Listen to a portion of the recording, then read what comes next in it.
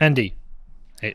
Peter, Hey. How you doing, man? great to be with you, man. Great to be with you in beautiful Malibu. We're looking out on a Friday afternoon into the soon-to-be setting sun. We got ourselves a nice single malt from Scotland. Yeah, yeah. Shout out actually to Brett Morrison who turned me on to this one. Good Bitcoiner, LA guy. I was with Brett. When was I with Brett? Yesterday or day before? When I was late? Day before. Day before. I was with Brett. I went and had lunch with him and Rich Roll in some vegan place up in Agora Hills. Dude, perfect. So this was a gift actually from Brett, and I was like, well, I'm gonna bust it open with Peter. He'll hopefully appreciate it, and of course, I sampled the goods in advance, just to make sure that it was kosher. Yeah, he had a little sip. Brett's a good guy, man. Yeah, absolutely. Great Bitcoiner, really smart guy. Used to work for, I don't want to say his name. Used to work for a man who runs an electric car company and a space company, and I think he worked at the space company. Is pretty senior there. And well, we have this mutual friend, Rich Roll, who's the reason I podcast. that's right. Was he was your original contact that was like, Peter, you got to do it, right? Rich Roll was the guy whereby, like, the story goes, after my divorce, I recovering from some addictions, maybe a little bit lost in the world, and my mom had gone vegan, and I went vegan with her, and I bought a new car. My friend was like, "You need to get into podcast. You can when you're driving." So I started, I was looking up veganism podcasts. I found Rich Roll. I was listening to that, and then I just Googled him, and he was running some yoga running retreat in Italy. So I was like, cool, I'm gonna just go. There was one place left, so I got on this retreat, and my marriage had been a really short marriage because it collapsed, and he'd been through a similar situation. It was in his book, even shorter. He wrote me this note, and this week was like a really weird emotional event, 40 people who all had some fucked up stuff going on, and at the end of the week we all talked about the week and spent about 3 hours in a circle crying our eyes out, and I was like, I love you, Rich, man, thank you so much for this. And then he was like, if you're ever in LA, look me up. And I was like, okay. So I got home and I was like, right, I'm just gonna go. So I booked a flight to LA, and I was like, hi, I'm here. Gonna be your friend. And anyways, but I was like, I really like your life. You have this cool life. You just go around the world interviewing people, and that's your job. I want that job. How do you do it? And he was like, you need a Shure mic, a Zoom H6, which we've got somewhere here, about the sixth one we've had. He said, that's what you need. And he said, follow this course. It was, what was it called? Pat Flynn's How to Podcast course. So I read that. Then I emailed Luke Martin, or DM Luke Martin on Twitter. I said, hey, I'm going to launch a podcast. You're in LA. Do you want to do it? And probably around, I don't know, 20 minutes from here, I met Luke Martin and recorded WBD 001 4 years and 3 months ago. And so it all began. Yeah, So LA's got to have a special place in your heart for that reason alone. I mean, many reasons. We had Nick Bartier on this morning. Brilliant. And I was just telling how much I love it. I mean, I love California, and there's a lot of reasons not to like it if you're a professional Bitcoiner, because it's a little bit more lefty, a little bit more woke. It's got some bullshit rules, but I love California, man, and I love Los Angeles. This is the trade, right, Peter? This is the taxes are outrageous, the policies are horrendous, and then pan the camera, guys, if you don't mind, out to the coast here on Malibu. Out to the Pacific. In case anyone's not aware, it's 66 degrees out. I believe it's February. This is why people live in LA. And you know, I've never really struggled with the traffic in LA because I've always based myself somewhere and just stayed there. So we're in Malibu this week, and we're just going to stay here. Yeah. We go to Santa Monica maybe just to go watch the football. Or I've based myself usually I base myself between Santa Monica and Venice. Never leave the two. Love Venice. I love the ridiculous nature of Abbot Kinney. I love paying $152 for one slice of avocado and toast. And I like going to Aviator Nation and getting a ridiculously overpriced hoodie. No, I love it. I love it, dude. I envy you living here. It's a beautiful part of the world, and generally speaking, I think the people here are pretty great. Yeah, my feeling about LA sometimes gets a bad rap. And the reality is, in a city of whatever 20 million plus people, I think in greater LA, if you can't find your people, like if you can't find the group, whatever you're seeking that you want, then it's kind of on you, right? Like you kind of failed. This city contains multitudes. It contains people from all over the world. It contains, everything from, just Hollywood addicts Yep. to intellectuals. I grew up in Pasadena, okay, which is 15 miles from here, which is the home of the Huntington Gardens and Caltech, some of the smartest people in the world, and you got between that and Malibu and everything in between. Calabasas for the hippies. Santa Monica for the VCs. Exactly. Silicon Beach. You got Venice Venice has got the coolest homeless people in the world. Oh my God.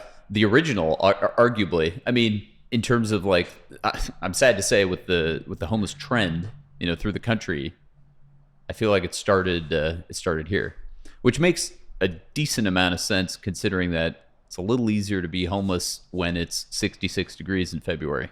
There's always that weird thing though. It's like you've got those £15 million or $15 million properties on the beachfront, and right in front of them is like a large homeless population, but somehow it kind of works. Everyone kind of mixes, and I always liked it because in that it's like the one part of the world where you've got this group of, well, it's not the one. There's probably others. People say, "Shut up, Pete, you idiot." But the homeless people, they kind of find a trade on that boardwalk. I brought my kids here. God, my daughter must have been about 6, so about 5 years ago, I brought my kids here. Took them down to Venice, and we walked up and down, and there was this dude. He was doing bad advice for $1. And I was like, "Kids, do you want some bad advice?" And I was like, "Yeah." So I took my daughter up, and she gave him $1, and he said, "When you grow up, in about 12 years, you should become a hooker." And I was like, "Okay, that's not what I thought." We walked off. She's like, "Daddy, what's a?" I was like, "Jesus Christ!" But like all up and down Venice, you've got people. It's quite a creative, artsy scene, and I love it. I love it, man. I love it here. I could live here. Yeah, well, it's always open to you. You can spend time. You can spend a lot of time. You can spend a little time. All the LA Bitcoiners will be happy to see you. We'll have you do a Bitcoiner barbecue. You just want me to tell people how good your barbecues are, don't you? Andy Edstrom is an amazing host. Andy puts on a great barbecue with a great fire pit. You're very kind. In fairness, it was Nick. Nick was co-host, so give him credit where due. But yeah, we had a great time with you, and hope to do it again. Yeah, man. So how you been? You good? I'm good. I mean, gosh, it's a strange time right now in Bitcoin, but when is it not? Uh-huh. And but look, I got 3 kids. My youngest is almost 11 months now. She's a joy. So, doing my part to make more Bitcoiners. How old are you, Andy? Can you say? I'm 40, Peter. You're a little bit younger than me. Just a smidge. But you're still at the starting end with an 11-month-old. Yeah, can you believe that? I just restarted the clock, right? I know, dude. You're a psychopath. I'm about to. Well, you never stop the clock. The first is about to fly from home. Yeah. Wow. Yeah. Mixed feelings about that, right? Yeah, definitely. I've talked about it before, and I get quite emotional thinking about it because it's a big step. They think they know everything. They think they're ready, and now. You realize when you're 18, you think, yeah, when I was 18, I knew everything. And you look back, you're like, yeah, I was a fucking moron. I didn't know shit. So you worry, but like you also get excited for them just to go into the world and find themselves. But yeah, mixed feelings about it. I have no idea how it happened.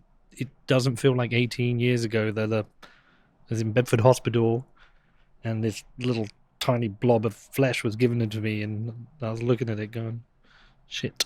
And here we are 18 years later. So. It is a miracle. Yeah, my son is 9 now, and I have no idea where the time went. Got to pay attention to that stuff. I'll say one thing I'm grateful for about the pandemic is I spend a lot more time at home now. I don't commute as much. I don't go to the office as much. So so it's a different experience, actually. I'm sort of experiencing this baby because I'm actually around in a way that I wasn't before when I was gone at the office all day. Yeah, that's the crazy thing about this pandemic, right? There's been obviously a lot of terrible things have happened. A lot of people got sick. A lot of people have died. Yep. A lot of breakdowning social cohesion, anger against the government. There's so much bullshit that's happened, but there's been a lot of upside to it. The forced shift in society where people have reconsidered what they want to do, how they want to work, how much time they want with their family, and many people are not going to go back to their old life of commutes. I mean, I don't know where you worked, but I have friends in when you live in Bedford, you're a commuter town. Yep. You commute to London, you get up at 6, you're on the train by 7, and then you're on the 6 or 7 o'clock train home. You're home by 8, 9, and you miss most of the day. You miss a lot of your kids' childhood, and a lot of my friends aren't going back to that. That's got to be great for Bedford, right? I mean, now more people can reasonably live a bit farther out of the city. They can make their lives there, other than, bedroom community and that's home, but I'm in the city all day. Now they can actually go to the pub in Bedford rather than in the city. There's a lot of good things happening in Bedford right now, my friend. A lot of good things. I tell you what happened today, Danny, I didn't even tell you this. Have you ever heard of the band Don Broco? No. I might not pronounce it correctly. So that's a band that went to the same school as me. They've got the #1 album in the UK charts today. No way. Bedford band. That's Everything's fantastic. happening in Bedford. We got the #1 band. We got the #1 Bitcoin podcast. We're gonna have the #1 football club. You are. Bedford is basically, if we had the ocean, we'd be the LA of England. When are you booking? When are you gonna book that band for the halftime show for your team? Well, it's funny you should say that. They reached out to me on Twitter. Yeah, That's amazing. They That's pinged awesome. me and they were like, "Yeah, we think everything you're doing with this club's amazing." I was like, "Didn't we go to the same school?" And they're like, "Yeah." And I was like, "Cool." And they said, "Well, look, if you ever want to come to a show, let me know." And actually, my cousin Charlie is a huge fan, so I messaged her on Facebook the other day, and I was like, "You like Don Broco, don't you?" And she's like, "Yeah." I mean, I might pronounce the name wrong. She's like, "Yeah." I was like, "Do you want to go and see them? They're doing like a pre-release party and get you on the guest list." She was like, "Oh my god, yeah." So she went and she loved it. And they're going to be doing a resident. We've got a club in Bedford called the Squires. It's like a quite famous rock club. If you are a growing rock or indie band, it was always on the tour. They're going to be doing a residency there, I think, for about a week. So, yeah, I'm going to go and have a beer with them, get to know them, and I think they're going to be the band of the club. I love it. Hopefully, come and play a show for us one time. But yeah, Bedford is an ascending town. Absolutely. Well, look, I had fun watching the game the other day, and Thank you. despite the outcome, I had a good time talking to Bitcoiners and watching the first half. Actually, they were decent to strong in the first half, and it was fun to watch.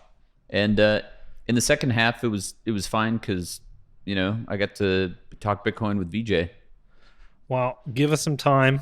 We are slowly nudging this thing forward, and I'm very confident this will be one of the most popular Bitcoin projects over the next few years if we get it right. So fingers crossed. But thanks for coming down. I don't know if you'll come into the game on Saturday. It's an early one. It's 7 a.m. 7 a.m.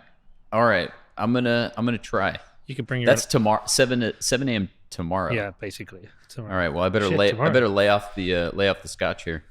Well, we'll see. It's early though. We can just drink through. We can have a scotch at 11:30 tomorrow. Let me try this. Just don't stop. That's pretty special. It's Oh, that's really unique. It's really not bad. This is a proper Friday afternoon show. We're just talking shit. I love it. I love it, man. Listen, you wrote an article recently. Yeah, that's true. Basically, I wrote an article about how Bitcoin is the most ESG friendly asset in my clients' portfolios. Did you? That's not what I was talking about. Oh, well, that's the most recent one. Which one are you talking about? I want to talk about the Don't Get Wrecked article. Oh, yeah. Don't get wrecked. So, But we'll come back to that because I want to talk about that. I'm trying to get a show in with Dan Moorhead, yeah, where he wrote this article about Bitcoin ESG, and he was saying everyone's focused on the E, which is directionally moving in the most positive way for the those who care about the climate. But he said no one focuses on the S and the G, which Bitcoin kills it on. So I do want to talk to you about that. exactly right. I'm glad you said that. Exactly We'll right. come back to that. Let's talk about Don't Get Wrecked, though. Just as somebody Yeah. who got so fucking publicly wrecked, Yeah, I understand those feelings. Yeah. Well, you know what? So, by the way, one of the reasons, so I wrote this article, I think it was March of last year. So we were probably 6 weeks from the epic dump, right? We were 6 weeks from China ban and Elon and all that stuff. And the thrust of the article was, don't get wrecked. It was, we're in a bull market. It's probably going to be great. I think we're going to go to 6 figures. By the way, I was wrong. We were all wrong.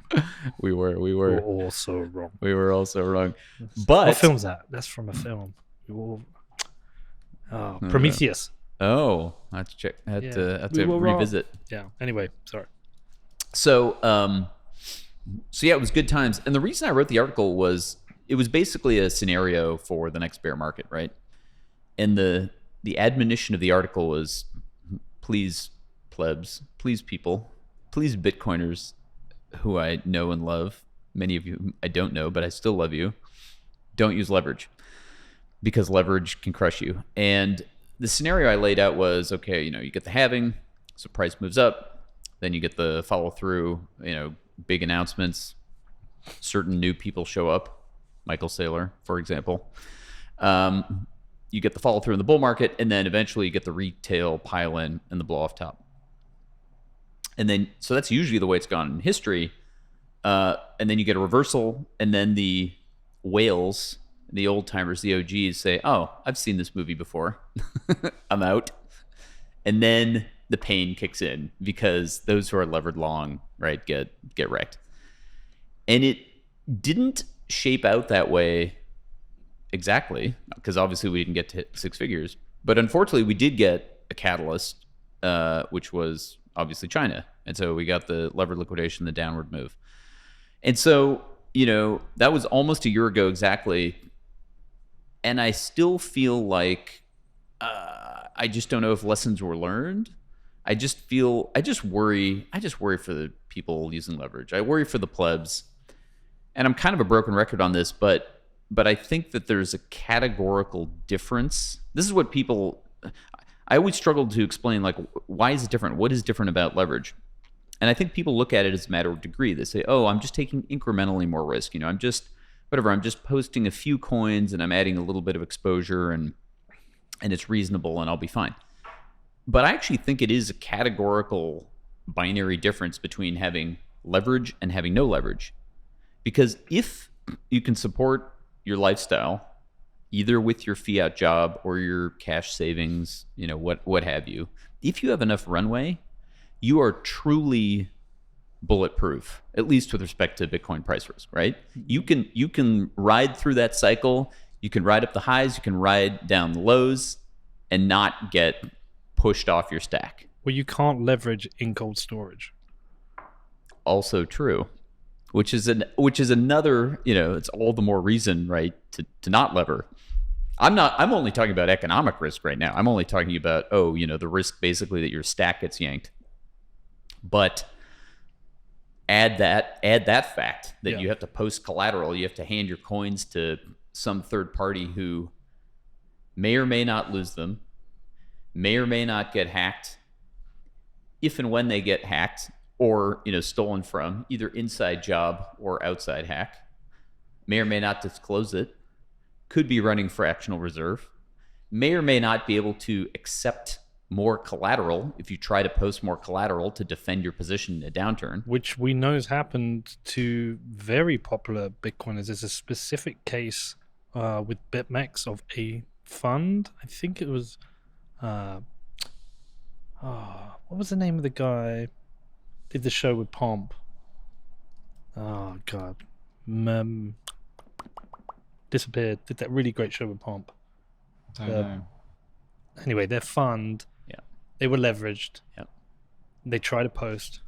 Because the market was cascading down, they could not get onto BitMEX. That's right. Literally, they're like, here, please take my coins. Take my coins. And the counterparty said, I don't know, or sites down, or right. So, and by the way, I know of numerous cases. I'm not going to name names, but I'm reminded of. I met some great Bitcoiners at Bitcoin 2019. Some of whom have lived in LA, some of whom got utterly wrecked who were running funds who were levered long in March of 2020, one of whom may have been on your show or more. And yeah, it's just no way to live. I mean, it's your downside. People forget. What I hear constantly is, oh, I'll just borrow a little. I'll post 10 coins and I'll borrow 1 coin. And so all that does is open up the, albeit low probability, that you lose your whole stack because Flash crashed down 90%. Wick down. Wick down. And they yanked the collateral. Yep. And I have lived personally, Peter, we can, I could talk about this if you want. I have personally gotten wrecked before. Never like personal bankruptcy or anything that extreme. But there were times earlier in my career when I thought it was a good idea to speculate in FX markets, euros and yen. I started, first decade of my career was bottoms up security analysis, fundamental investing. And then the second half was wealth management, which was much more macro, investing across asset classes all across the world. And so, like every noob macro investor, I found currencies, and I found the yen trade, classic trade, right? Japan. Oh, Japan has too much debt, so either they're going to default or they're going to devalue the currency, because they print so much of it to solve the debt problem. Oh, so I'm going to short Japan. The first day I figured this out, I called my broker. This is Interactive Brokers, to get set up to trade futures. Okay. And I wanted to trade bond futures and I wanted to trade currency futures. And for whatever reason, they got the bond futures set up first. And so I was so excited. I was going to trade JGB futures. So I put on the position at like 10 o'clock at night. And I wake up the next morning and I'm down 10 grand. I wanted to put on the FX position, right? The JPY position. But I wasn't enabled for that. So I was like, well, I'm bearish on Japan, so I'll put on the bond trade. Okay. Immediately down 10 grand. So eventually I figured out how to put on the FX position. And then I decided that I heard Stan Druckenmiller, who was bearish on the euro. I decided I'd put on a euro trade. And that got margin called. So I basically risked most of my taxable savings with leverage. And I got margin called on part of it. I can't remember if it was ECB or the Fed came out with some announcement and it moved against me. So I went to the bank where I had my home equity line of credit and I drew it completely, probably 150 grand. How much were you already down? Yeah, I don't know, 50 to, somewhere between 50 and 100K. What, in a handful of days? Oh, yeah, like in a day. Okay. And this was, by the way, almost 10 years ago. You were gambling? Basically, I was gambling. I had a thesis, and this is what you just said. Basically, you're gambling. Yeah, I had a thesis, and yet you learn when you're levered, it is gambling. Uh-huh. So I took out the home equity line, probably 150, somewhere between 150 and 200 grand. Doubled down on the position. Thank God it moved. It reverted, which is something that happens in foreign exchange markets, as people know. You get an overshoot, and then you get a retracement. The dead cat bounce.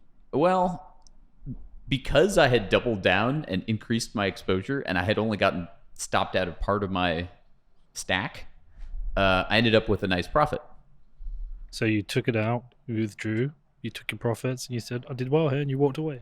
Yeah, if only that were true. And so then in around 2016, in November, I decided to get bearish on yen again. And something happened in November 2016. There was an election. And I was on the road at the time, visiting clients. And I had my open position short yen when Donald Trump won the election. And it was risk off. And literally that trade reversed. Like it would have been profitable within a day, but the overnight panic, right? The wick down, Bitcoiners know how this works, stopped me out. That one, I think I lost, 40 or 50K in a night. Okay. Okay. Long story. What's the point? The point is leverage will stop you out and will lose you money, and that's just in pairs like euros and yen and dollars, where a 2% move is big. And we're talking about Bitcoin, which is the most volatile major asset in the world. And so, yeah, leveraging Bitcoin, I feel is a ticket to pain, and so it doesn't hurt to be reminded of these things now and then. What was your total Rekt position? Did you keep going back and lose everything? No, these were, well, first of all, I gave you some numbers there, and this was between 10 and 8 years ago. So this was, to me, real money, to most people, real money. But no, I didn't lose my whole stack. I didn't pull go levered long in the internet bubble and, literally lose the whole thing. I don't know. I guess maybe I have some level of risk aversion and some level of fear of my wife, Peter, that that I didn't bet the farm. Back in 2000, I think it's about 2014. No, it was before then. 2013, I think it was. I discovered plus 500 and trading CFDs, and Oh my God. I did quite well to begin with. And I was like, this is easy. And I was on a train journey down to, I can't remember where it was. It's down on the south coast of the UK to see my family. And I had my laptop and I had my phone. Via my laptop, I was connected to the internet. And what I noticed this first time I was really trading stocks. I was trading Tesla back then because Tesla was when Tesla first started to shoot. And I was like, it seems to go up about like a thumb. Like, look at the graph. It seems to go up about a thumb, and it seems to come down about a thumb. So what I would do is I'd go long, short, long, short. And I was like, this is easy. Occasionally I get it slightly wrong. But on this train journey, I turned, I don't know, £2,000 into 4,000 and 4 into 6, yada, yada. Feels good. Get to the end of the day, and I'm holding. I don't close out. I'd gone to a short position, and then the day closes. Overnight. Yeah, so I've got this short position. Not just overnight, over weekend. It was Friday. And I was like, anyway, but no, I wasn't thinking anything of it. I was like, this is sweet.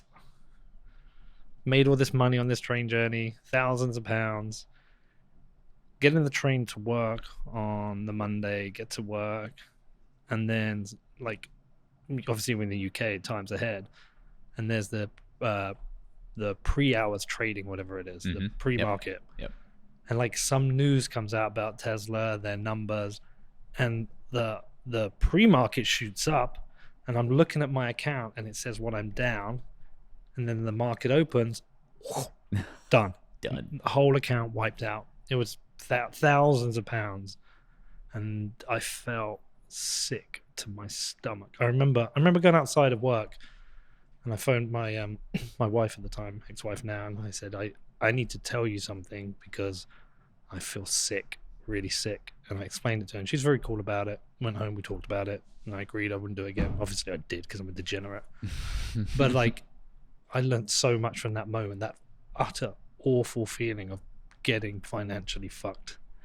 And it's not the total amount of money, it's the going from a lump to a nothing. It could have been 1,000, 10,000, it didn't matter, but boom, it's gone in a second. And I felt shit. That's pain. As you say, you feel it in your gut. And there's the one silver lining of learning those hard lessons. And again, I hammer on, I bang on about, don't use leverage, blah, blah, blah. Grandpa, shaking his finger at you. And the reason I do that is, because I've lost money that way. And the one silver lining that some people get is hopefully you find the leveraged casino early in life and wreck yourself early before you have real assets at risk. Real opportunity. And real opportunity, exactly. Mm-hmm. So that is the one benefit, That's the one thing I do like about whatever this whole Robinhood generation, YOLOing, levered options, because hopefully, knock wood, a decent number of these guys will be playing with money that isn't accumulated life savings, right? It's not their nest egg that they've been scraping together for a couple of decades.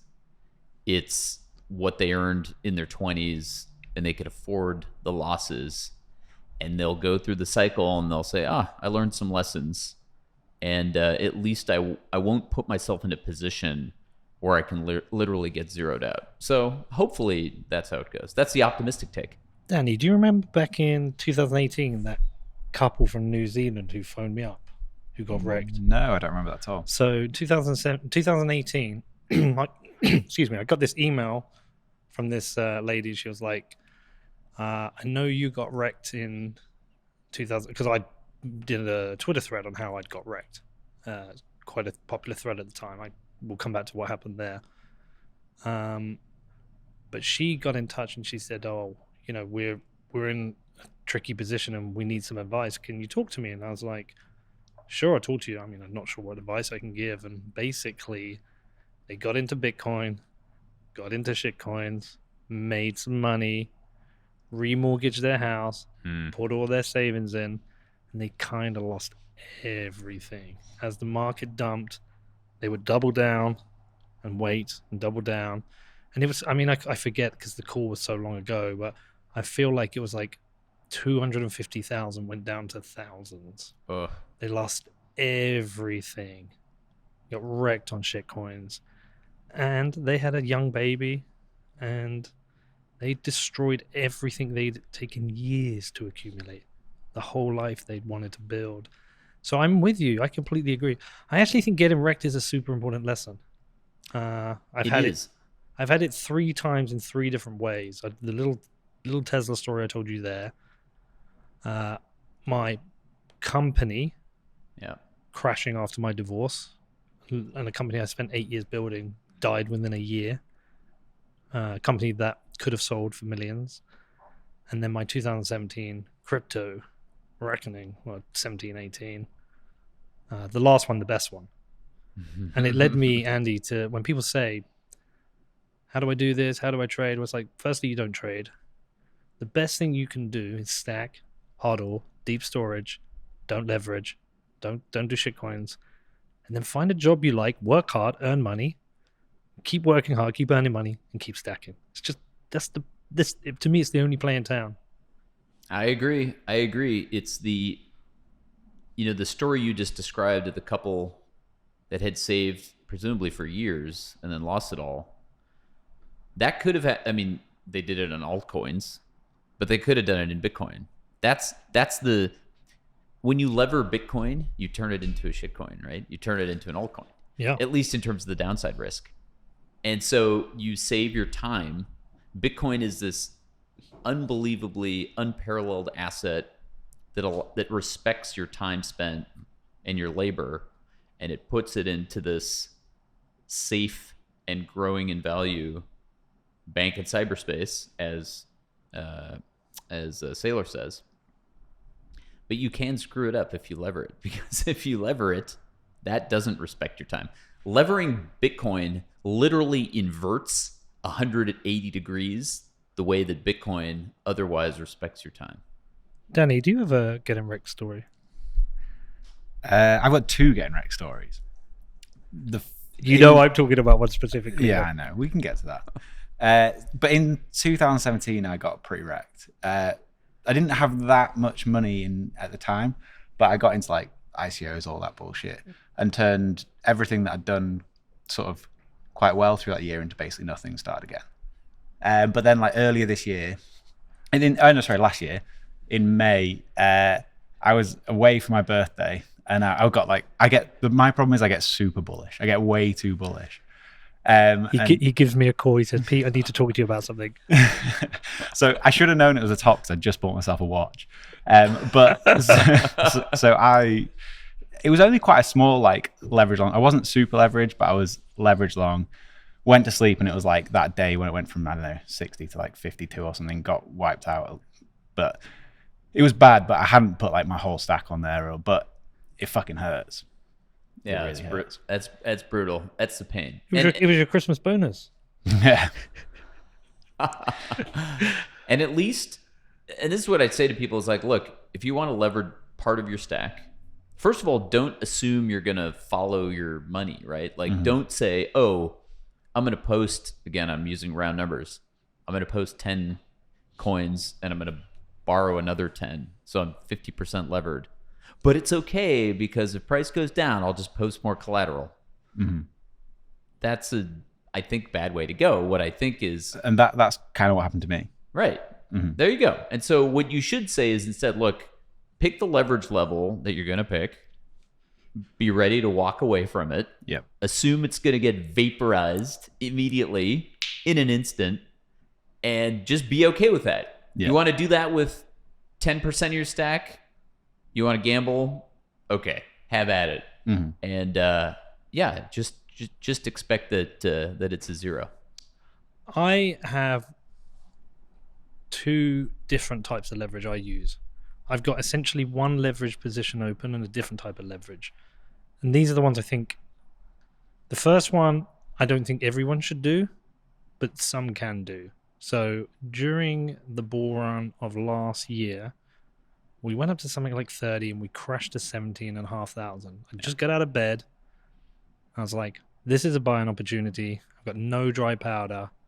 Went online, went onto the bank. I was like, how much money will you give me right now? £35,000. I was like, great, 2.55 Bitcoin. Took the loan, bought the Bitcoin, pushed to cold storage, and I'm at least I'm doubled up at least there. Like, what am I, low? 150% up. Right. Great trade. That's a trade, and that's a leverage trade I can make. 1, it's early stage bull market. But 2, I will always have that Bitcoin because it's in cold storage. Can I service the loan? I can service the loan. I've got successful company business. Now, I posted that on Twitter, and other people have come to me and said, I'm thinking of doing this. Do you think I should? And I'm like, I cannot tell you what to do. The reason I could do this is because I can service the loan easily. I can pay the loan off in one lump if I want now, but one of the things I've learned is taking long-term debt to buy Bitcoin is actually a very good trade. The other leverage position I take is I get paid in Bitcoin by some of my sponsors and I keep it in Bitcoin. And again, that's a different kind of leverage trade. So one of them last year, they paid the whole year up front in Bitcoin. And I've got another sponsorship renewal coming and I've offered them, and I offered both times, it's you pay the whole year up front in Bitcoin, it's a 10% discount. So they get their 10% discount, I get it in Bitcoin.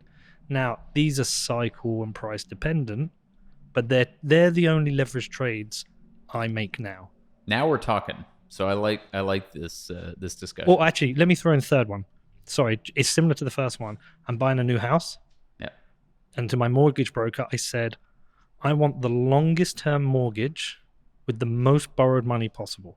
I want to have the smallest deposit possible, and I want it over the longest term. Yes. Because I am long Bitcoin for life.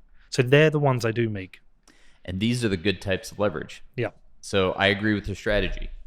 Term debt is completely different. It's night and day from margin debt.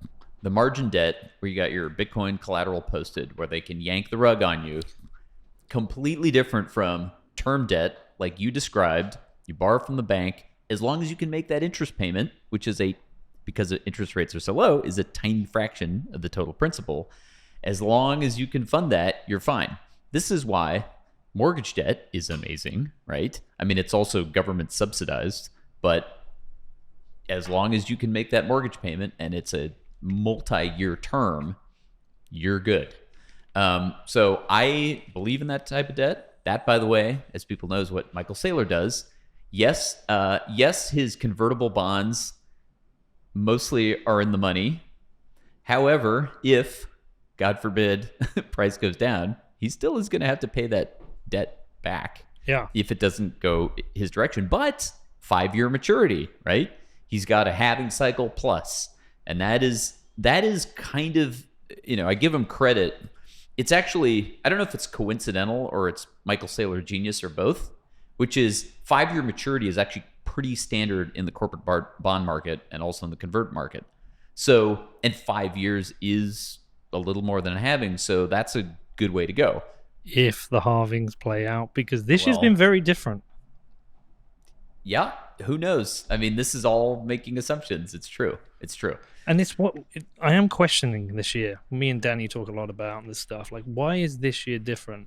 And one of the conclusions I came to is that the markets never really does what you want or expect.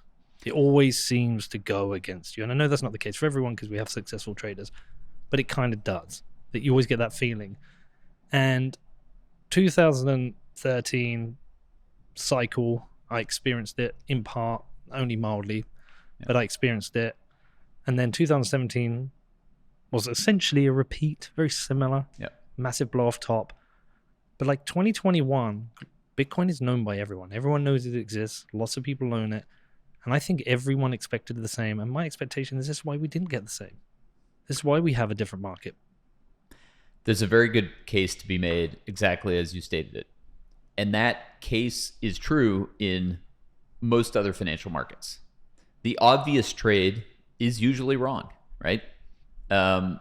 It's the second order and third order effects and trades that tend to pay off. This, I hate to say it, right? Throwing my clients under the bus, but when I start to get the same phone call from multiple clients asking about something, it's often a sign that the opposite is about to happen, right? Mm-hmm. It's I don't want to say the retail trade, but basically when the crowd is all thinking alike, then you're on thin ice. And so I agree with you. And there's two frameworks, I think, in terms of one is that it's just all noise. In other words, if you ask me, Peter, how do I think about my investment thesis in Bitcoin? I think that I really don't know what's going to happen short term. If we're at 40 now, I don't know if we go to six figures or if we go down by half first. I don't know what the path is. I do have the long-term multi-year thesis that Bitcoin is severely undervalued today compared to where it's likely to be in the future. And everything between now and then on that zigzaggy path between where we are today in price and future price, nobody knows. We try to tell stories. We look at charts. We try to do analysis of which holders are doing what and what long-term holders are accumulating and, what the retail is doing. And sometimes it's right. Maybe it's right more than 50% of the time, but that just means that the other, 46% of the time it's wrong. And you just live with that risk and that volatility. And so, yeah, I can make a case that, actually this cycle looked very similar because you had the halving and we went up a multiple, but we didn't get the blow off top. So it's like it was the same except for no blow off top. But that's kind of like saying it's the same except it was different. I know. which is kind of a BS, excuse, right? Or perhaps the market is too mature for us to have that blow off top. Yeah. And this is where people try to speculate. So people talk about the institutional money and they say, okay, where the fuck is the institutional money, man? And I'm somewhat persuaded by this argument. This is an argument that our friend Bitcoin Tina makes, which is market structure has changed because of who the participants are. And I think that's true. And the problem is, who are the participants? Maybe it's just degen trading hedge funds, right? Maybe the quote unquote institutions that have gotten in are, three pensions, the one that Pomp sold and the one that the blue collar Bitcoin guys, maybe they're pension and like one other. And then maybe the rest of the institutional money is just a bunch of hedge fund traders that couldn't care less about the long-term prospects of Bitcoin and took their 5x, when they aped into the trade because of Paul Tudor Jones and rode it from 10 to 50, and now they're out.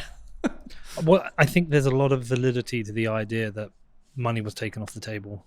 Yeah. Because if you've got a plus 5x on your money and you're a trader and you're judged on that, that's going to be one of your best trades of the year.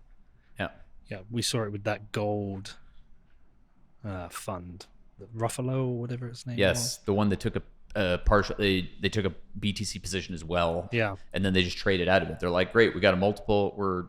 We'll take our principal off the table and some profit. Yeah, and probably everyone was tweeting, have fun staying poor, and they're probably like, well, that was a good trade. They're saying we are having fun. That was a shame for the signal, though. Like a gold fund having a Bitcoin position was a strong signal. For them to take it off was just like, But, I mean, look, Andy, the way I look at it now is I don't look at any trade or any model that makes a prediction in the next year and think with any confidence it will happen. I'm like, the way I see it, in a decade, I'm 95% sure every bit of Bitcoin I own now is going to be worth more.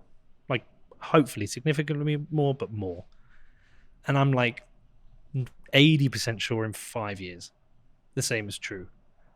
I have no idea what's going to happen in the next year. So I just keep stacking that beast. Keep stacking that beast. Keep stacking. That's the right framework.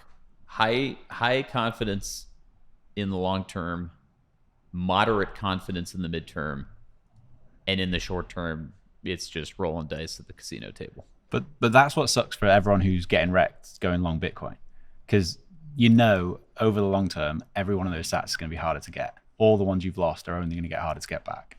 That's the thing that really hurts. More than the money, I think that's the hardest thing to get your head around. I agree, which is why it's such a diabolical game, isn't it? This is why people keep levering. They keep saying, oh my God, this is my chance to grab territory on this network. Yep. And then they get out over their skis.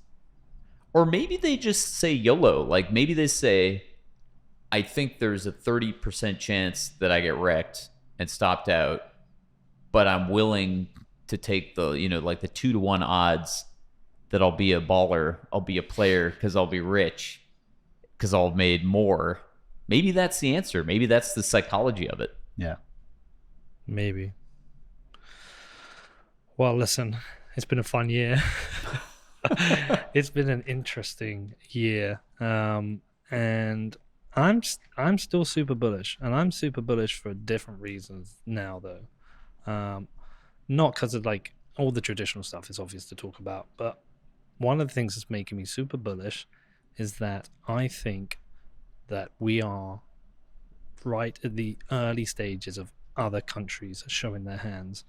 I think it's super bullish for the US because it's beyond the point of banning. And yes, I know they want I did a conversation with Nick Barty earlier. He was like, there's massive companies here. Lots of people own Bitcoin. There's a futures ETF. There's multiple institutional grade products. He said, we're beyond that point of banning. And there's that new rule that's been discussed of transactions under $200 won't be taxed, which again is a super bullish thing. Yes, the USG is going to want to surveil it and make sure people are paying their taxes, yada, yada. But it's not going to get banned here. There's lots of rumors of a second South or Central American country adopting it. We're at that point where the nation state race for Bitcoin is about to begin. And that's going to happen that's going to really kick off between now and the next 10 years. Yes. So that framework and that timeline, I think, are crucial. And this is one of the, I guess, hard lessons I've learned at Bitcoin, which is you get these waves of adoption. First it was the cypherpunks, and then it was the libertarians, as well as some, hardcore coders. And then we got retail in, and then you got family offices, and then hedge funds, and then pensions, and then governments. And then football clubs. And then football clubs, yes. And every one of these sectors of society, or piles of money, really, pockets of money, has its own view of the world and has its own timeline and has its own unique dynamics with respect to herd behavior and group behavior. So it's always hard. It's generally hard to be first. Although in the early days, you get paid so well to be first that it's worth taking a flyer. You don't want to be last. You don't want to be last. But the bigger the organization, of course, and the more committee group behavior it is, the more career risk you have as a decision maker. Now, obviously, I'm getting into, funds and or pensions and quote unquote institutional money. And then governments are like the ultimate institution, committee, organization that's run by committee. Unless you're a small country that's basically run by an executive that for the most part does what he wants. And so when you look at it through that lens, it becomes clear who the early adopters will be. I mean, we say all this in retrospect, right? It's like, oh, of course it was Bekele. But there's some truth to that. And then the clock has started, as you say, and the game theory plays out. And then the question is, though, what is the timeline? And we Bitcoin believers who have a long-term thesis and know that Bitcoin is fundamentally severely undervalued today, and of course we should be taking as much territory on this network as we can afford to without blowing ourselves up. What we sometimes forget is how long these cycles of adoption for those different segments of buyers and adopters take to play out. And so I've been humbled in that regard. I was in the camp of so I didn't come till 2017, or I didn't buy till 2017, and I was the guy, one of those guys who's like, oh my god, it's happening now. Hyper Bitcoinization is happening now, and woohoo, in late 2017, and it didn't. And eventually you come to realize that it could happen at any point. You don't know. There is that upside risk of the giant green candle and just mayhem. But unless and until that happens, it just looks like regular adoption curves across all these segments. And how long do these segments take to adopt? And governments, I did not anticipate a government getting in last year, so that was awesome. Uh-huh. But likewise with corporations, Saylor fired the starting gun, and then he publicized the playbook, right? He had the conference. I'm having deja vu because he just did his recent conference, which happened a year ago, and everybody was excited that it's happening. The old Ron Paul meme. It's happening. It's happening. And it just takes time. So we got a small allocation from Twitter. We got a large allocation from Tesla. But do you know what I think we got? Which is the right way. I think we got a mass amount of small companies invest in. Because I know the emails I get. I've always explained that the podcast, we operate at Bitcoin Standard. We don't hold a lot of fiat. When we are in a good cash position, beyond 6 to 12 weeks of cash, goes into Bitcoin. Always has done. I've talked about that a lot. And I get the emails in, but it's like, I run a sporting goods store. I want to have Bitcoin treasury. I run a chain of restaurants. I want a Bitcoin treasury. Yeah. And because it's a one-man decision. Like MicroStrategy is kind of a one-man decision. These are one-man decisions or one-woman decision. These are like individuals who can go, I can do it. I think it's a lot harder for a board to collectively agree to make those decisions. So much harder. And I imagine the conversations have happened. Lots and lots of them have just written it off. But Twitter, it's a Jack Dorsey decision. That's right. Tesla is an Elon Musk decision. So I think we've had a lot of, I don't know if you can call them institutions, but institutional adoption from little companies. And I think that's the right way, and that's a good thing. We just haven't had what we expected was all the blue chips coming in, the S&P companies coming in and putting down 100 million, 500 million, $1 billion. I think that's what people expected. And maybe that's just not going to be the case. And as you said, that's a better outcome. Of course. You get a better distribution of coins. Exactly. You get the small businesses who've gotten royally screwed, especially in the last couple of years in the pandemic. Yep. Right? Forced to shut down while these other big businesses continue to mint record profits. So in that respect, it is a distribution of coins issue. It's a wider wealth distribution. It's also a, solo shop, sole proprietorship, small business story. And you got to love that. I love that. Just as a citizen, just as an average guy, I think that's way better than, I don't know. That's way better than Facebook taking a big position and claiming their territory on the Bitcoin blockchain and riding it up and getting however many more tens of billions of dollars richer for Zuckerberg. They might not have the money right now to make that investment. Yeah. A lot of people would have got wrecked this week on Facebook. Yeah. I don't, Facebook's a funny thing. I don't follow it that closely, other than I'm quite confident that I'm happy when there's alternatives to Facebook. I am happy to not live in the Metaverse. Country of Facebook, aka the metaverse. that verse is not the verse that I want to live in. And fortunately, I think we're going to have choices, and hopefully hopefully Bitcoin will be the coin of the realm. This is a fantastic whiskey, by the way. I'm enjoying it. It's good. So, before we change topics, predictions for this year. Oh boy, predictions Are for we? this year. I think it's like binary. Actually, I think we either go up, we stay the same, or go down. No, we're either in a bear market or we're in a like Dan Hill talks about, this like lengthening cycle. Yeah, and that's all it is. We've not seen the top. I think that I had a personal realization, which is it's just long-term money, and it's the long-term play, and you allocate accordingly.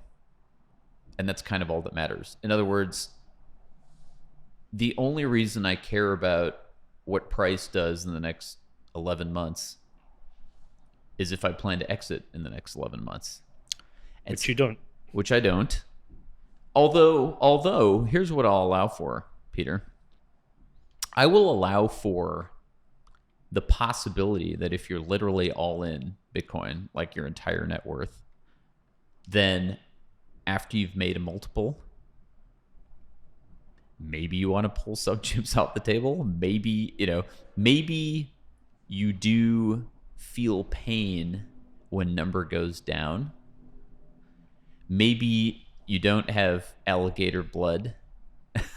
Maybe your veins don't run cold with ice. And so, this is, by the way, how coins get distributed. I mean, I know this is heresy, but like, if everyone just hodls forever, then nobody else gets any coins. Now, fortunately, we don't have to worry about that practically, because there will always be sellers in the market. But as a practical matter, I don't fault folks who find it, go in heavy, make a multiple, and then make a decision that, okay, I really don't want to screw this up. I've changed my life for the better. I've really made either generational wealth or enough wealth that I can change my life and not be a wage slave. And maybe I'm okay taking some off the table, with the caveat of taxes, right? Or no taxes. Let's bring it back to Southern California, shall we, in the discussion. If you're a California taxpayer, you're not selling Bitcoin. Let me phrase that differently. I'm a California taxpayer. I am not probably going to sell any Bitcoin that's taxable, hopefully ever, because the tax burden is so substantial. How bad is it? Okay, 20% federal plus 3.8% Medicare surcharge. California income tax falls the same for ordinary earned income as for capital gains. Okay, so max bracket California is like 13.3. Not saying that I'm max bracket, but if hypothetically I were. What are we up to? 36% here? Yeah, basically we're around 37. 37%. Jesus. So more than a third. And if you've made a multiple on your investment, then basically the whole piece of what you sell is getting taxed, or substantially all of it. And so you got to really get the timing right if you're trying to Yeah. trade that. We So- get like 20% cap gains in the UK. Yeah. See, that's substantially better. And What happens if you move state? Does California follow you? paging Elon Musk, he moved to Texas. If you can demonstrate that you've actually left, so for example, you're spending most of your time in the new place, ideally you sell your residence, right? You don't keep your house in California. Facts and circumstances matter. But yeah, under current law, once you leave, if you sell subsequent, you're subject to the state that you moved to, like Texas, as a hypothetical. There have been proposals in the legislature here in California. I think you told me this over the barbecue. Yeah, exactly. To basically make it retroactive or put a tail on it. So it's like, oh, no, when you lived here, you owed the taxes. And even if you leave, that liability follows you. Can they do that? I think we're going to find out. Yeah.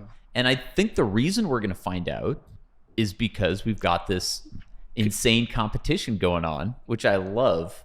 I love Texas and I love Florida and I love Wyoming saying, come here, wave them in. We'll take all the Bitcoiners. We'll take all the entrepreneurs. We'll take all the guys that don't want to pay 13.3% to the state of California. Come here, make your business. We've got a lot to offer, is what they're saying. Yeah. And they do have a lot to offer. And I think the reality is we're gonna see substantial competition because we can within this union of states. And there's gonna be reactions. There's gonna be, one punch thrown from one side and a reaction from the other. And it's gonna be all fun to watch. And look, if it gets bad enough tax-wise here, I'll leave. I love LA. My family's here. I grew up here. My parents are here. My in-laws are here. But if they turn the screws tight enough, you gotta cry uncle and vote with your feet, right? Balaji would be proud of you. As he says, you got your ballot, and you got your wallet, and you got your feet, and you get to vote with all three, and you make your choices. And And two of them are effective in a place like California. That's right. The ballot is completely useless. Although I will say, I've done my small part to help out Erica Rhodes. I hope she wins. The primarying is winning the primary is an interesting dynamic. Would love to see the backside, not literally. Figuratively, of Brad Sherman. He's a bit of I don't want to say the C word, but he's a bit of, he's not friendly to the Bitcoiners.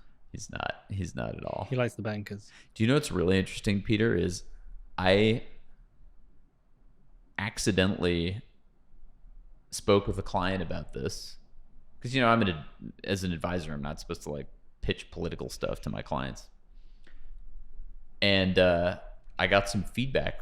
There are other people who are not happy about Brad Sherman for other reasons. There are plenty of people who dislike Brad Sherman, who hate him, to be honest, other than Bitcoiners. Many reasons to want to see him out of office. Well, I've interviewed Erica Rose. I think she's got fantastic energy. I think she's a breath of fresh air. I think she's doing her live spaces tonight with Jack Dorsey about UBI. I hope she wins. She's a wonderful human. If you're listening, Erica, I love you. Good luck tonight, and good luck. I hope you do it. She's wonderful. I agree completely. Her energy is unparalleled. Her heart's in the right spot, and she's the type of person I want to see running things in Washington. Do you know what else I think is kind of interesting? Josh Mandel.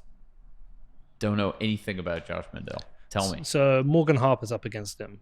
And Danny, see if you can find this video of Josh Mandel debating Morgan Harper about Bitcoin.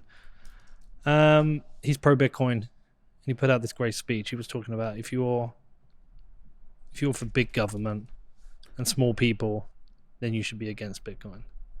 But if you're for small government and big people, you should be for Bitcoin. And it was just like, wow. Love that. That's the kind of shit we want to hear. That's a great framing. Yeah. So, okay, let's talk ESG. Yeah. I haven't read this article clearly because when I asked you about your latest article, I thought we were talking about don't get wrecked. No worries. It's a short one. It's on Bitcoin Magazine. So I think it came out Monday. And it is exactly what you said, which is ESG is 3 letters, not 1. And the energy, I'm not going to dwell on the energy because that's been well covered. It's directionally going the right way. It is. And the narrative is going the right way, and we're winning. And actually, it's funny, when you and I published our article a year ago,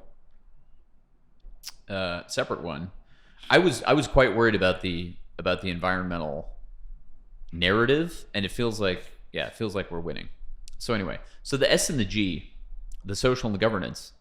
I mean, this stuff is kind of obvious, but I guess I'll start with governance first, which is, okay, you got an algorithm, that's Bitcoin. Incorruptible. Uncorruptible. Anyone can enter, like literally if you have internet access, which is actually a barrier that some don't acknowledge, right? I mean, if you look over the entire world, not everyone has a smartphone. Not everyone has high-speed internet, although you don't even need high bandwidth internet. You just need low bandwidth internet, but not everyone has internet access. Nevertheless, billions of people do. And so that opens up the field. And that's what fairness is all about. I mean, that is one of the beauties of the internet, which has been true from day one, except for the internet giants that have kind of taken over. But aside from that, it is an accessible platform. And Bitcoin doesn't care what you look like, how old you are, where you're from, what language you speak, how much money you have, What you eat. what you eat. Bitcoin, what you drink. What you drink. Bitcoin doesn't care. So that's huge. In contrast, the dollar is run by a, depending on whether you count it, 12 or 16 person committee. Average age, I don't remember the stats, I have them in the article, but you know, it's not young people. It's old people. I almost don't want to get into what color they are, but they're not very colorful. You're talking about old white men, aren't you? Basically, I'm talking about old white dudes. I think we can say that. You know what's interesting, though? I think we can say that. I will give credit, at least there's more female representation. So if I was making the progressive case for the Federal Reserve. Progressively. That's a show title, That's the Danny. title. Yeah, That's right. we got a progressive case for the Fed. What's going right with the Fed? I guess you could say that what's going right with the Fed is there are some women on the FOMC. Are they old white women? Basically, yes. So that's what it comes down to is in addition to the old white men, you have old white women, generally speaking. So that's the contrast. And then, obviously you've got the, oh, by the way, what are these guys doing on the side? And they are mostly guys. They're day trading their accounts. We just had multiple cases. Resignations. I know. These guys trading. And by the way, it wasn't just one of the guys was trading one of the levered REITs, mortgage REITs, real estate investment trusts. And this is like if you were to pick a stock in the universe that is most sensitive to Federal Reserve policy, this is the stock you would trade. I mean, it's kind of obvious. It's kind of obvious. It's so obvious. And so that's where you end up. So anyway, I guess the bright side is it was 2 old white guys who were day trading and are not there anymore. But they've probably been replaced by 2 old white guys. Well, we'll see. There's open seats there. We're gonna find out who their replacements are. So, and then on the social angle, I mean, this is stuff people understand, which is, yes, early Bitcoiners hold more if they held on to their coins, which is a big if, right? If they didn't sell them in the up market, if they didn't panic and sell them in the down market, if they didn't lever them and get the rug yanked, all these ifs. If somehow, by some miracle, you were an early adopter of Bitcoin and you held on to your coins, then yes, you have a big stake in this new economic system. Nevertheless, as people accumulate wealth, as I described before, once they've made multiples, they start to peel off pieces because they do want to live their lives. They do, maybe they do want to buy a house. Maybe they do want to live reasonably rather than, maybe they do want to own a chair. Maybe they sold all their chairs so they could stack. But now they want to have a chair. Just one chair. Just one, They don't want to stand when they're doing their podcast recordings. We've got a lot of chairs in here. How many? 1, 2, 3, 4. Got a lot of chairs in here. There's like 15 chairs in here. So many chairs. The owner of this place is definitely not a Bitcoiner with 15 chairs. Definitely not. So, so coins get distributed. And then when we're living in a system where there's actual economic signal coming out of the monetary system rather than just a 12 or 16 older Caucasian PhDs in economics deciding what the price of money is going to be, then maybe people can save their time. Maybe they can accumulate wealth. Maybe they don't have to pay financial advisors like me to try and beat inflation. I get to be the house that takes a rake, right, on that investment plan. Maybe that won't be necessary. I think that'll be a better world. I think that'll be people being able to save. And then, of course, just the whole how many billions of people live outside of systems that have actual effective property rights, right? Where someone's gonna steal your cash because you live in a place where it's hard to secure your property. Bitcoin fixes that too. See, this is a point on the SG. We've got a great defensive line when people come on the attack. When the Senator Warren comes out, starts rambling bullshit about proof of work. We've got a great defensive line. We work hard, but I'm like, where's our offensive line? Why are we not out there talking about the S and the G? Communicating the benefits across society that Bitcoin will bring. Like, how do we land that message? Let's get that offensive line out there. I think that's huge. I agree completely. Bitcoin is always playing defense on the narrative in general. In fact, it's hard for me to see where we've been out ahead of it, right? When have we been out ahead of it? I'm trying to think of specific examples. I guess it's always been the inflation-proof asset. That's where we've been at. That's where we've been ahead of the existing system. But who's telling the positive story and who's listening? I guess the good news. This is what's good about number go up, right? When number goes up, people have money. I mean, Bitcoiners have money, and they can afford to spend a few sats to support those in government. Now, there's a problem with that too, though, which is something I sometimes worry about, which is it's really hard. Well, first of all, there's X% of Bitcoiners just don't believe in politics. So they're like, I'm out. I'm not participating. I'm not playing this game. I'm just going to hodl, and they can't take it away from me. They can't take my coin. So fine, screw them. Yeah, fine. Okay. So for the rest of us who live in the real world, we would prefer that this go the hard way. Excuse me, this go not the hard way, and instead go the easy way. That's something you and I have talked about before. The hard path, the easy path. Exactly. Let's take the easier path, and that costs money. And it's really hard to part with your sats when you're so sure that Bitcoin's going to 100K this year. Says every man in this room. If we wind back the clock 6 months or 9 months, but I don't know. I'm a Bitcoin spender. Good on you. Good on you. Yeah, I mean, the way I look at it is, if calculated correctly, I can't remember the exact percentages, but measured in pounds or dollars, whatever you want, I can spend probably 5 to 10% of my stack every year and never run out. That's the right way to look at it. Slow spending of the stack You've got income, right? You've got a job. Yep. This is what I get a lot of inbound, a lot of inquiry.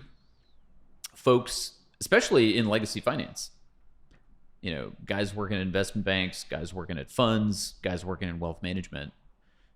They're like, I figured it out. Bitcoin's the thing. What do I do? Do I quit my job? My current firm isn't keen on Bitcoin, so I can't do it here. I can work away in the fiat mines, stack into Bitcoin over time, but it's soul sucking. And so, what am I to do? What am I to do? And it's not an easy answer. I mean, I'd love to tell them, leave it all behind, quit tomorrow, screw the fiat world, go get a Bitcoin job. The reality is, to get a job in Bitcoin that's going to pay you even a reasonable fraction in fiat terms of what you're making in fiat land, you got to really hustle. You probably got to get lucky. And it's not so easy. So for the majority of people, well, there's a range of outcomes. For many people, the answer is keep working your fiat job, keep doing that, stack sats, educate your peers, do your small part basically to help people that you touch adopt Bitcoin. For some component or section of people, maybe you can go a little farther. Maybe you side hustle it, right? That's how a lot of people get in.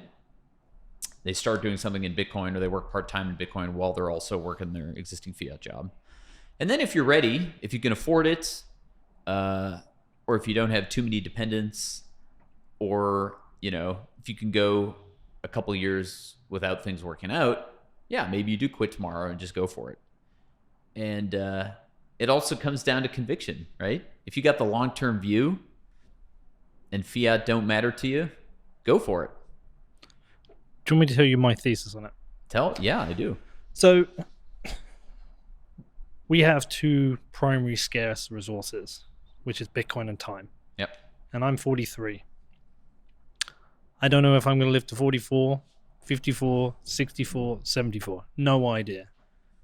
But, and then people who say money doesn't buy happiness, there's like a caveat to that. Being broke is shit. Sucks. I've been broke. And getting wrecked and thinking you're going to lose your house sucks. I've been there. Been very close. During the history of doing this podcast, I got very close to losing my house. So being broke sucks. But once you get to that point where it's like, I can pay my bills, I can go to the supermarket, Walmart, Tesco, whatever, I can do my shopping and I don't have to have a budget. If my buddies call me up, I want to go for a drink, I can go. If I need to get on a flight tomorrow, I can get on that flight. If you can cover all your basics and you're okay, that's great. Everything after that's lumpy. It's like, do I want this car? Do I want this house? Do I want this jet? Do I want this island? It's all lumps, okay? I personally don't care about the lumps. And I've got the basics sorted. So what I care about is maximum use of time to have the most fun. So what I want to do is I want to travel. I want to treat people. If there's a concert on and it's sold out, it's $400 a ticket, I want to go, I want to get it. There's a football match I want to go to, I want to get it. So I want to live the experiences. So I want to make sure when I get to that last moment, and I collapse, clenching my heart in Santa Monica Boulevard, my time is up. I want to know I've done the maximum amount of things I can in that time to enjoy myself with my family, my friends. So I have a spend Bitcoin thesis. I will continually... I've done my tour of duty. I've done my first 4 years. I'm in the green now. Okay? Once you're in the green, you've done your tour of duty, everything gets a bit easier. Yep. And I will keep buying Bitcoin, but I'll keep spending it. I price things in Bitcoin. So I'll give you a good example. 49ers, went to see them against the Rams, right? 49ers, my Amazing. team. Have you been to that stadium? No. Holy shit. That is a noisy stadium. But 49ers, my team. Back when I was a kid, they were the first team that I saw play on TV. Joe Montana, Steve Young, Jerry Rice. That was like my era. I was like, Dream team. They're the biggest, they're the best, I'll support them. And then they pretty much suck since. But I remember that time though, because I'm only a few years off you. Yeah. And that was all anyone talked about. These guys were amazing. They were everybody's idols. They were true superstars, rock stars, unparalleled, at least in my cohort, your cohort. So I go to the game with Colkin. Mm-hmm. And with Colkin, Yep. and we're talking through, and he was like, "If they get to the final, you're going to go." And I was like, "I think so." And what I looked at as like a once in a lifetime opportunity to go and see the 49ers in a Super Bowl. Will I spend $10,000 on that ticket? No fucking chance. But I will spend 0.25 Bitcoin. Because I can look at my stack and go, I'm going to sacrifice that part of that stack to have that experience, to live through that. And that's what I do. I always look at the stack and go, am I happy to lose a bit this year? And like I say, back in dollar pound terms, 5 to 10% a year, I imagine I can do. And the reason I do it, what the moment that made me realize is, back in, I think 2018, 2019, I put $400 of Bitcoin in my Blue wallet, in my Lightning wallet. And then at one point, like in the last year when I went to El Salvador, that was like $3,500 worth. Wow. And I can't spend it. And this wallet feels like I'm never going to run out of money. I've spent a bit, and every time I go to El Salvador, I'm using it constantly. And I buy my beefsteak, and I'm going to buy my Real Bedford jersey using this. But if Bitcoin continues to go up, this wallet seems like it's like the never-ending wallet of money. So that's my thesis. Is like, I want to fill time, because what would suck is if I waited that 5 or 10 years. I'll explain it in a different way. Sorry, I'm taking over the show here. No, it's fine. I want to respond. But let me tell you the reason why this became really important. My dad, fucking bless him, a hard worker. He's a hard worker. His whole life, engineer, shift worker, aircraft engineer, worked, set his goal of retiring at 60, ended up retiring at 61. Him and my mum bought a place in Ireland, planned for this beautiful retirement, and he worked, 20 to 61, 41 years. He worked 4 decades, yeah. 4 decades. He worked his absolute nuts off. And within a decade, my mum was dead. They had their 2 world cruises, and for 2.5 years of that decade, she had cancer, so she couldn't travel. She couldn't do anything. The poor fucker worked all that time, and then he got robbed of that time with my mum, that retirement time. I assume like he'd expected at least 2 decades, hopefully 3, but they essentially got 1 decade, but they really got 7 years. And then we found out she had cancer, and it's like, you don't know when this shit's going to end or what's going to happen to you. And I want to just feel like I've lived as much as I can through that. I love that perspective, and I'll tell you mine as well. Okay. Which rhymes, but it's a little different. So I agree completely that time and freedom are what we buy with our assets, whatever we have, either because we've labored and we saved that up for years and decades, or because we inherited or got lucky, or who knows what. And the time is truly scarce, but there's also the question of, are you having fun or are you working? And good advice from my dad, credit to him. He's also my business partner.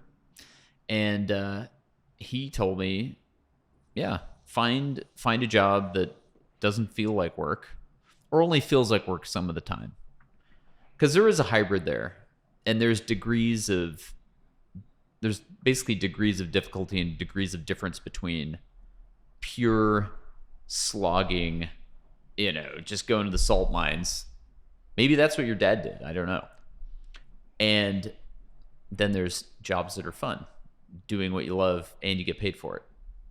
And so if you're lucky enough to find the latter, absolutely do that, jump on it. That may actually extend your life.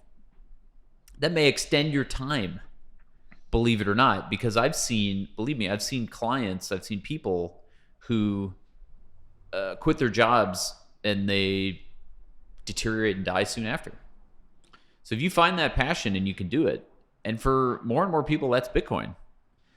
So that again is hope. I mean, if you're into this thing, if you're all in, if you figured out that the world's going to be a better place if Bitcoin reaches its potential, and I think it will, then by all means, find that spot, find that job, take the pay cut. Work for, if you can afford it, work for a lower salary, because you are a part of this thing, which is the most important thing that's happening on planet Earth. Convince me, anyone in this room, if you dare, that there's anything more important going on than Bitcoin in terms of its future potential. And why would you not want to take any opportunity that's given to you, if you can afford to make your small part to contribute to this thing? Well, you're taking a pay cut for a time raise. Yeah. And that's a good trade. Yeah. That's a really good trade. It is. That's exactly right. That's where we agree. And the other thing too is, it's good to think about optionality, which is to say, maybe if you leave your TradFi job, your legacy finance job, you take a 50% or more pay cut to work in Bitcoin, which is actually probably not too far off the truth today. Literally, right? You got the Wall Street job. Now you're working for a Bitcoin company, big pay cut. Yeah, maybe you get a decent slice of equity, but that's speculative and maybe it pays off in the future. But you're also making your resume in Bitcoin. And this again gets to the admonition that I give to people, which is like, look, get out there, publish, make your voice heard. You want to write something, do it. You want to do a pod, go for it. Anything that you can do to get out there, make your opinion heard if it's a good opinion, and get involved with the conversation, absolutely go for it. Because it's still so early. I mean, if Bitcoin reaches its potential, which will be orders of magnitude bigger than it is today, my God, having some small role in this world will pay dividends in terms of multiples, in terms of your human capital, in terms of what you can do in the industry and for the world in the future, because it's this ever growing, multiplying, expanding organism, and just having a piece of that, hodling's, buying and hodling and stacking stats is the easiest thing. Next is spending your time and your reputation and committing to it and making a career. And there's so many ways to win and contribute to Bitcoin. Yes, brother. Yeah. People, get in, people. Keep learning. Keep adding. Keep orange pilling your neighbors and your friends and your family. And don't use leverage, but do use everything else that's unlevered, and keep this thing growing. If we keep contributing, and if we keep learning, we can't lose. I mean, the facts and circumstances where Bitcoin today is in 2022, where you got governments coming in, where, as you said, there's almost zero probability of prohibition in the U.S. or free countries. I mean, the long-term potential is just so exciting. And also, read everything that Andy Edstrom writes. His book, Why Buy Bitcoin, and every article. Andy, that's a great place to end it. And I'm glad to have you as a friend here in LA when I come in. And every interview we do is a pleasure, but this is by far the best show we've made. It's good to sit opposite you, drink a whiskey, and make it. Tell people where to buy your book and where to follow you. And obviously the tailwind message that Corey Clipson will smash you around the face if you don't do it. Pleasure's mine, Peter. Yeah. Why Buy Bitcoin on Amazon, Swan Bitcoin, swanbitcoin.com/Andy. I didn't get to mention that, we're building a product basically for financial advisors to get their clients into Bitcoin.